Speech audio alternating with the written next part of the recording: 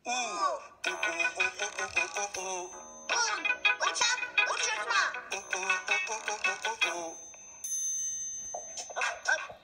Wow. Bu harfini görünce aklıma bak ne geldi. Salalım gökyüzüne uçurtma.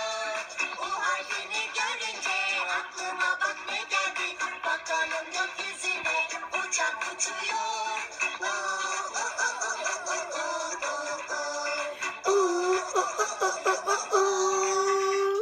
Merhaba sevgili arkadaşlar. Bugün çok mutluyum. Çünkü sizlere dans ederek merhaba dedim. Yaşasın. Ben dans etmeyi çok severim sevgili arkadaşlar. Sizin de anladığınız gibi bugün sesindeyiz. Hadi gelsin.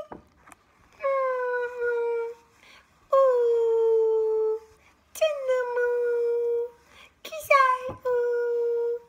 İşte bu küçük yazılışı. Bu da büyük yazılışı. Uçağın uğuşu sevgili arkadaşlar. Hadi bakalım.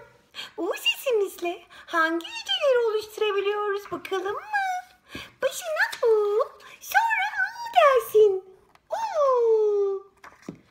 Başına U, sonra T sesimiz gelsin. T. Başına U, sonra başına U, sonra B. Up. Şimdi de başına sessiz harflerimizi koyalım. Sonra O diyelim.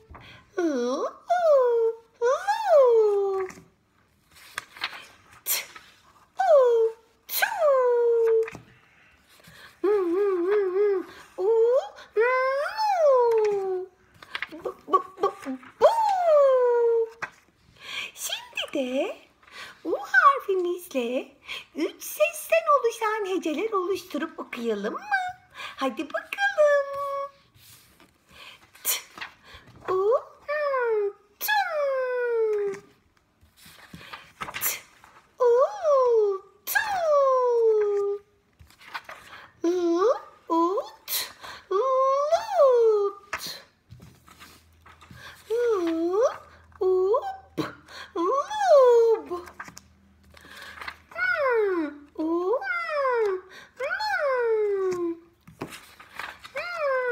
Ut, mut.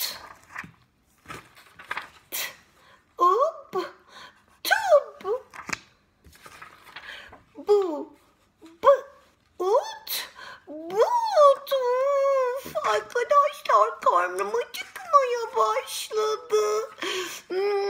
But. B, bu. Hadi bakalım. Biz de yeni sözcükler bulalım. Hazır mısınız? Otu. 2 heceli bir sözcük. Ulu. 2 heceli bir sözcük. Onu. 2 heceli bir sözcük. Bunu. 2 heceli bir sözcük. Tabu. 2 heceli bir sözcük. Unlu. 2 heceli bir sözcük ve çok güzel bir sözcük. Şöyle unlu kekler, börekler olsa da ay ağzım sulandı sevgili arkadaşlar. Annem yapsa da yesem. Buna. 2 heceli bir sözcük. Tu. 2 heceli bir sözcük. Ay çok severim. Bulut. Bembeyaz bulutlar. Pamuk gibi sevgili arkadaşlar. Şimdi sırada çok sevdiğim bir arkadaşımın adı var. Banu. Güzel isim olduğu için baş harfini büyük yazdık sevgili arkadaşlar. Merhaba Banu'cum. Ve şimdi sırada Bolu. Bolu Türkiye'mizin çok güzel bir şehridir sevgili arkadaşlar. Özel isim olduğu için, şehir ismi olduğu için B harfi büyük yazıldı. Ve 3 heceli bir sözcüğümüz var. Balonu. Sevgili arkadaşlar, bugün O harfiyle hecelerimizi ve seslerimizi çalıştık. Siz Size bol bol okumalar ve çok çalışmalar diliyorum. Ne kadar çok okursak, ne kadar çok çalışırsak kitaplarımıza o kadar çabuk kavuşabiliriz. Sizi çok seviyorum. Dans ederek bitirmeye ne dersiniz? Hadi bakalım.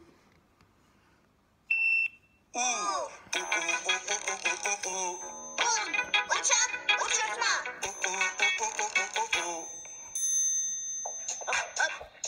Wow.